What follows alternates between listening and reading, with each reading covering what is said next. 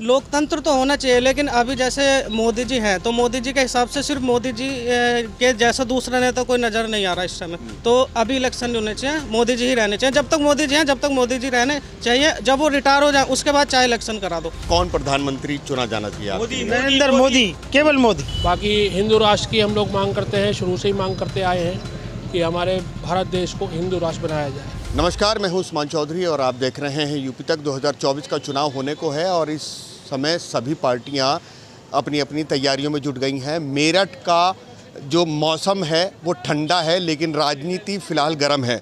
और मेरठ के लोग क्या सोचते हैं इस पर हम बात करेंगे। ये मेरठ का सदर बाज़ार है और बहुत पुराना एरिया है। मेरठ का सबसे पुराने एरियो में एक कहलाता है, मेरठ का सदर बाज़ार है।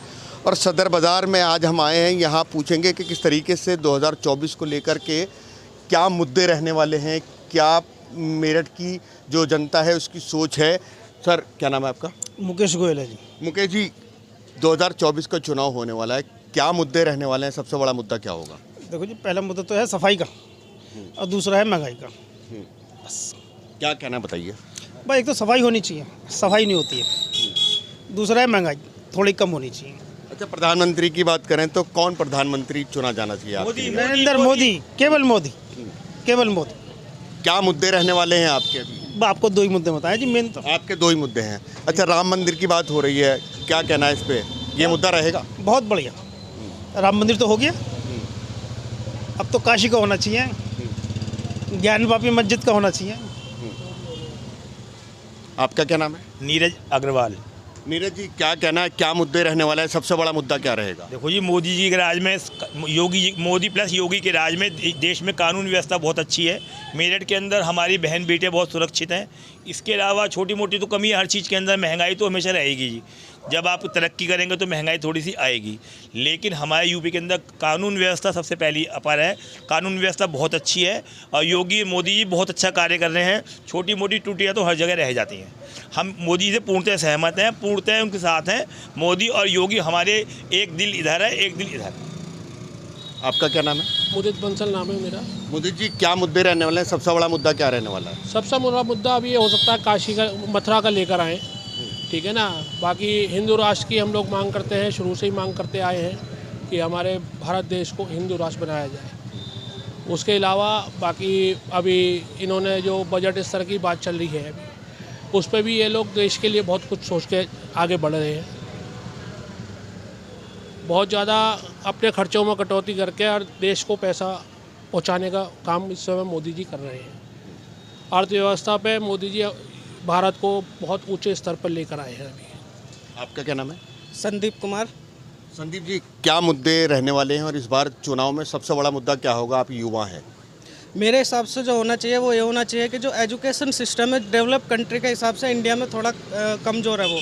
तो एजुकेशन सिस्टम ऐसा होना चाहिए कि जो गरीब परिवार के बच्चे हैं वो भी ऐसे स्कूल में पढ़ सके जिनको अच्छी एजुकेशन मिले, और एजुकेशन इतनी महंगी ना हो। जो जैसे कि सरकार राशन दे रही है, राशन की जगह अगर बच्चे को अच्छे स्कूल में एडमिशन दे, उसको रिजर्वेशन दे दे जो गरीब बच्चे हैं उनको, तो इसके लिए ये मुद्दा होना चाहिए। एक अहम मुद्दा है एजुकेशन, क्योंकि किसी भी देश की जो विकसित होगा अगर देश, तो वो एजुकेशन से होगा, उसके अलावा और कोई तरीका है नहीं।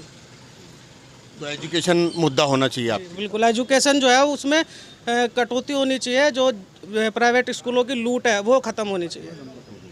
अच्छा, बात करें तो प्रधानमंत्री का सबसे मजबूत चेहरा कौन? मोदी जी, मोदी। नरेंद्र मोदी बेशक। मोदी जी के अलावा 400 प्लस सीटों में इस बार मोदी जी निकल कर आएंगे। आपका? मोदी जी होना चाहिए। और मोदी, मैं तो यही चाहता हूँ कि जिस तरह से मोदी जी काम करते हैं उस तरह से इलेक्शन बंद हो जाना चाहिए। चाइना की तरह ही हमारे देश में इलेक्शन होना ही नहीं चाहिए, सिर्फ मोदी जी रहने चाहिए। अच्छा, मोदी जी क्यों? Modi ji best, best. सुशासन जी। सुशासन, सुशासन, अर्थव्यवस्था, देश के अंदर इतनी तरक्की करी हमारे देश ने। हमारे बच्चों को इतनी अच्छी एजुकेशन दी है। देखिए सर, मैं भैया की बात काटना चाहूँगा, प्राइवेट स्कूल तो कर ही रहे हैं, लूट मचाई रखी है, लेकिन मोदी जी ने हमारे EWS के द्वारा जो उच्च वर्ग के कम आय वाले हैं उनके लिए EWS स्कीम ला रखी है।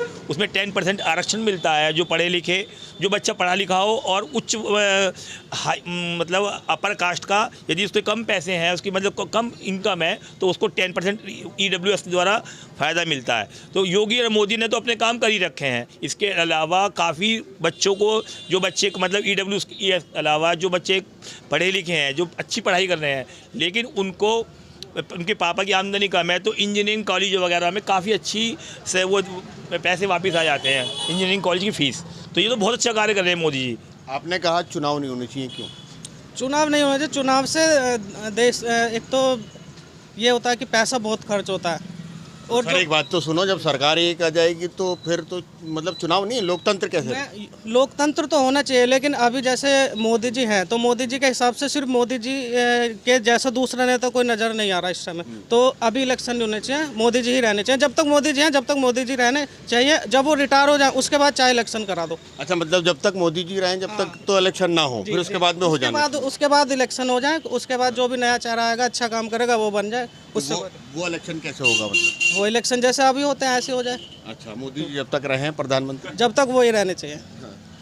अच्छा 10 साल के जो कार्य है सरकार का, उसे कैसे देखते हैं? बढ़िया, टॉप क्या क्या जैसे? सब काम बढ़िया है जी, एवरीवन। आपका क्या कहना है? एक्सीलेंट। जो कार्य मोदी जी ने कर दिए कोई नहीं कर पाएगा।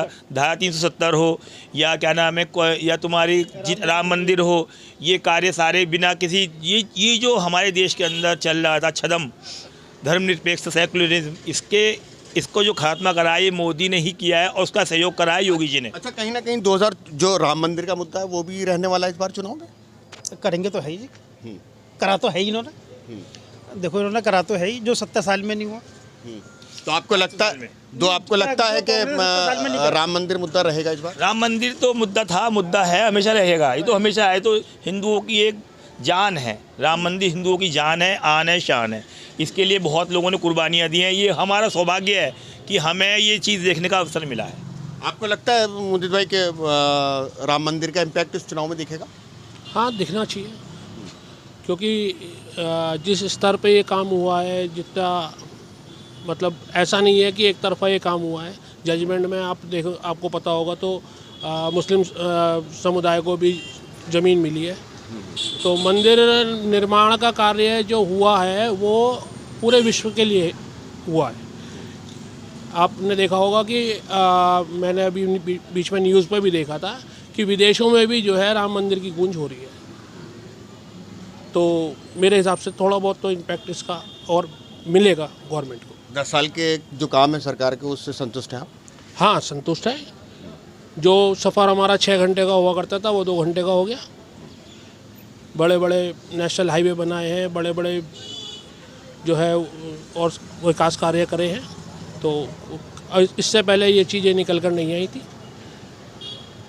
आपको क्या लगता है कि 10 साल के जो सरकार का काम है वो कैसा रहा? बहुत अच्छा रहा। आज तक ऐसा, मेरे तो एज कम है, लेकिन पिछला इतिहास जो मैंने भी देखा है उसमें उसके हिसाब से ये 10 साल बहुत अच्छे रहे।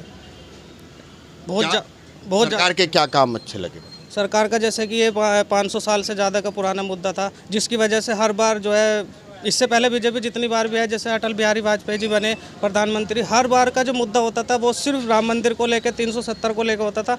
मोदी जी ने वो बेझिझक होकर और उसको मुद्दे को ही ख़त्म कर दिया। इस बार चुनाव में इम्पैक्ट देखने को मिलेगा क्या राम मंदिर का? इम्पैक्ट देखने को मिलेगा और देखना भी चाहिए, और इस बार जनता को ज़्यादा से ज़्यादा 400 प्लस जो सीटें हैं वो आनी चाहिए मोदी जी के प्रधान। फिर उसके बाद चुनाव नहीं है? उसके बाद चुनाव होंगे। अगर मोदी जी है तो नहीं होने चाहिए। मैं तो यही कहूँगा, मोदी जी है तो चुनाव मत करो, कोई फायदा नहीं है चुनाव कराने का। आप सहमत है चुनाव होने चाहिए? नहीं, इस पर तो देखिए, तो बड़ी राय है, इस पर तो हम क्या राय देंगे, लेकिन चुनाव होने चाहिए। चुनाव तो होने चाहिए, चुनाव तो होंगे ही। लेकिन भाई मोदी से हम भी सहमत हैं, लेकिन चुनाव तो होने ही है। ऐसा तो फिर हिटलरशाही हो जाएगी। फिर तो अभी तो ये कह ही रहे हैं, फिर तो ये प्रूव कर देंगे नहीं जी अब दोबारा चुनाव होंगे ही नहीं। हमारे वो कहते हैं, तुम्हारे वो कांग्रेस के अध्यक्ष जी कि ये चुनाव करवाएंगे ही नहीं, फिर तो वही बात वो हो जाएगी ना, कन्फर्म हो जाएगी ना। ऐसा नहीं है, चुनाव तो होने ही चाहिए। लेकिन मोदी योगी बहुत अच्छा कार्य कर रहे हैं। इसके अलावा भाई साहब, राम मंदिर के लिए एक पैसा कोई चंदा, कोई पैसा गवर्नमेंट का नहीं लगा। सारा पैसा आम पब्लिक का लगा है। इसलिए कोई इसके अंदर कोई इफ़ और बट की गुंजाइश ही नहीं है कि कुछ गलत करा सही करा। अब इसके अलावा हमारे मुसलमान भाइयों को भी अलग ज़मीन दी गई है, 5 एकड़ उतनी ज़मीन दी गई है। ये बात अलग है कि वो वहाँ पर मस्जिद तामीर नहीं करा पा रहे, इसके अंदर कोई सरकार का दोष नहीं, कोई हमारा दोष नहीं, लेकिन कार्य तो कर ही रहे हैं। आप भी सहमत है चुनाव होने चाहिए? नहीं, ये लोकतंत्र है, चुनाव यहाँ ऐसा नहीं हो सकता, ये तो चुनाव तो होंगे। चुनाव होने हाँ, नहीं हर 5 साल में होंगे, क्योंकि लोकतंत्र है।